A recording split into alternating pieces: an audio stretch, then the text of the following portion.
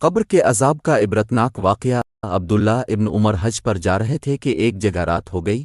ایک بوڑھی عورت نے دیکھا کہ مسافر ہے اور رات ہونے والی ہے، تو پیغام بھیجا کہ آج رات میرے گھر پر گزار لینا۔ عبداللہ بن عمر فرماتے ہیں کہ جب رات ہوئی تو شور اور چیخیں سنائی دینے لگی۔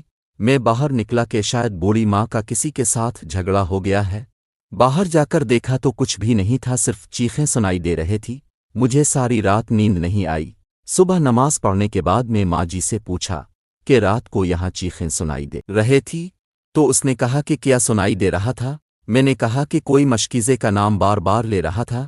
اس نے کہا وہ میرا خاوند تھا، فوت ہو چکا ہے، گھر کے پیچھے قبرستان میں دفن ہے۔ میں نے پوچھا کہ یہ کیوں چیخ رہا تھا؟ تو کہنے لگی کہ ایک دفعہ ایک شخص آیا جو پیاس سے موت کے قریب تھا، میرے خاوند سے کہنے لگا کہ پانی دے دو۔ میرے خاوند نے کہا وہ سامنے مشکیزہ ہے، جا لے کر اس سے پی لو۔ وہ شخص خود کو بڑی مشکل لے کر مشکیزے تک پہنچا۔ انتہا کی پیاس لگی تھی، نزا کا عالم تھا۔ اس نے مشکیزہ اٹھایا تو وہ خالی تھا۔ میرا خاوند ہنسنے لگا اور اس سے کہا کہ میں تو مذاق کر رہا تھا۔ وہ شخص پیاس کی شدت سے مر گیا، اور جب میرے خاوند کا انتقال ہوا اور دفن کیا تو تب سے میں جو بھی اللہ والا دیکھتی ہوں تو ان سے اپنے خاوند کے لیے دعا کرواتی ہوں۔ اس نے وہ ظلم کیا تھا اور ایک مسلمان کا مذاق اڑایا تھا۔